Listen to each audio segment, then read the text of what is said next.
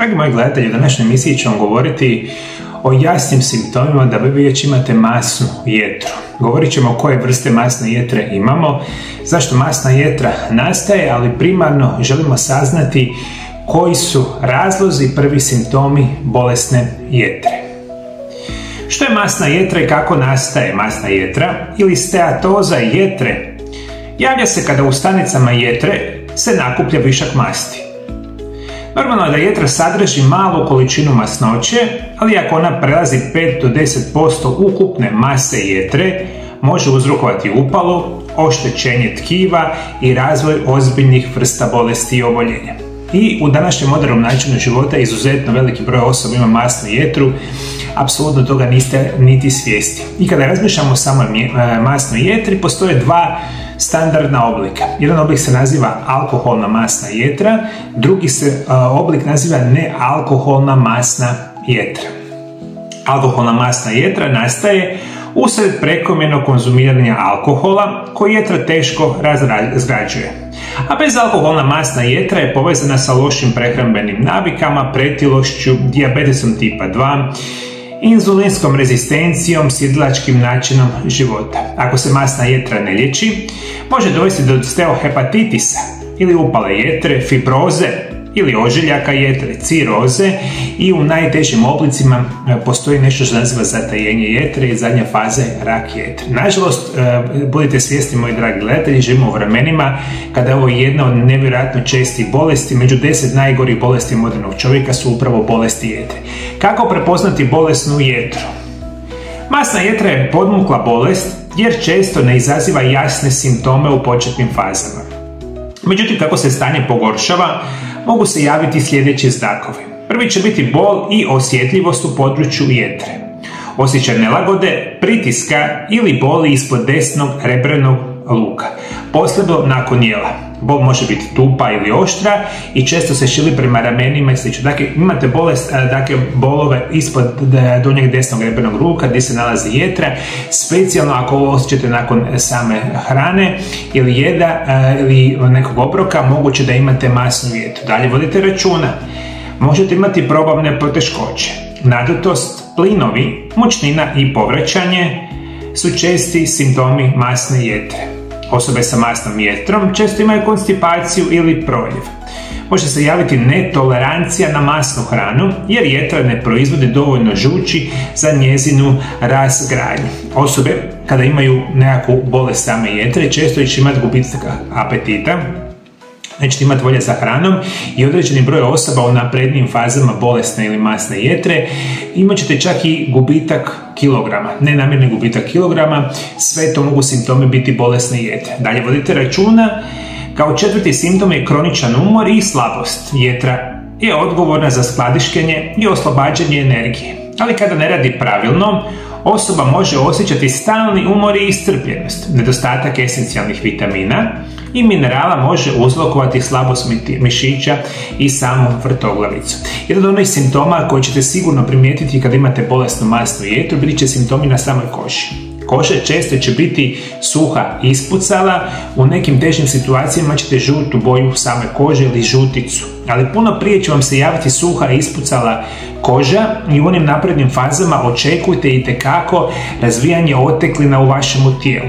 Osobe kada imaju masnu jetru, napredne bolesti jetre, često imate otekline u donjem dijelu tijela. Otekline nogu, nožnih nogova, stopala koje su povezane sa suhom ispucalom kožom i onda imate čak probleme sa onim varikoznim venama ili venama u obliku samih paukovih mreža.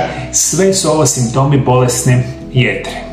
Dalje što možemo razmišljati biti će promjena u boji urina i stolice. Tamna boja urina može uzrokovati probleme sa jetrom. Svjetlija, siva i masna stolica znak je da jetra ne proizvodi dovoljno žući. Sedmi simptom će biti mentalna zbunjenost i gubitak koncentracije. Nakupljanje toksina može utjecati na mozak, uzrokujući moždanu maglu, gubitak pamćenja i poteškoće u donošenju odluka. U težim slučajevima dolazi do jetrene encefalopatije, stanja opasnog po sami život. Ono što vam želim reći, nekakvim najgorim fazama bolesti osobe imaju čak ono teško zadržavanje tekućine oko samoga stomaka, pa imate onaj teški veliki otečeni stomak koji se naziva ascites. Što prije prepoznate simptome bolesne jetre, prije možete liječiti adekvatno, a to itekako želite. Kako spriječiti masnu jetru? Prvo će biti promjene u prehrani. Izbjegavajte prerađene namirnice, šećere i transmasti. Oni dodatno opterećuju jetru. Povećajte unos vlakana, voća i povrća. Oni pomažu jetri da izluči toksine. Jedite hranu bogatu zdravim mastima, kao što je maslinovo ulje, avokado, orašasti plodovi, riba i slične namirnice podržavaju rad jetre. Povećajte unos kurkume, češnjaka i đumbira. Oni djeluju protuupalno i pomažu u samoj detoksikaciji. Obavezno ću vam preporučiti, pokušajte kontrolirati svoju tjelesnu težinu. Jedan od najboljih načina kontrole tjelesne težine biti će nešto što se naziva isprekidani post. O tome sam pisao u mojoj prvoj knjizi i pokušajte prakticirati isprekidani post. Pokušajte doći do nekakve normalne tjelesne težine i još kad u to sve uhodate određenu fizičku aktivnost kao vježbanje, sve će blagotvorno djelovati na funkcioniranje vaše jetre. Isto tako, pijte dovoljno vode kako biste olakšali eliminaciju toksina. Konzumirajte čajeve za čišćenje jetre, poput čaja od maslačka, sikavice ili čaja od mente. Apsolutno izbjegavajte alkohol jer on oštećuje stanice jetre i usporava njezinu regeneraciju i na duge staze razmišljajte, postoje mnogi prirodni lijekovi da se to počne stabilizirati. Međutim, ključ je promjena načina života, zdrav način života, vježbanje, pravilna prehrana i onda unos adekvatnih prirodnih lijekova. Jednostavno tako masna jetra sprečava i ne dolazi uopće do masne jetre, međutim o tome itekako morate voditi računa jer sam rekao, bolesna jetra je često jako podmukla bolest. Danas studije pokazuju da vjerojatno preko 80% osoba ima masnu jetru, da toga uopće niste svjesni. Kad dobijete prve simptome ozbiljnije masne jetre, često bude prekasno. Zadnjih 25 godina i nakon završetka fakulteta liječim pacijente danas iz cijeloga svijeta. Moja osobna specijalnost je da vas putem nutricionizma i prirodnih lijekova preveniram i naučim kako da liječite bilo koju bolest modernog čovjeka. Isto tako, ako ste osoba koja ima problema sa zglobovima, leđima, artritisima, koljena, kukova i sl., onda možete doći u moju ordinaciju gdje ćemo koristiti medicinske metode, fizikalne terapije i rehabilitacije u kombinaciji sa mojim metodama prirodnih liječenja i programima da izliječimo vaše tegobe. Imate dvije mogućnosti kako ja vam mogu pomoći.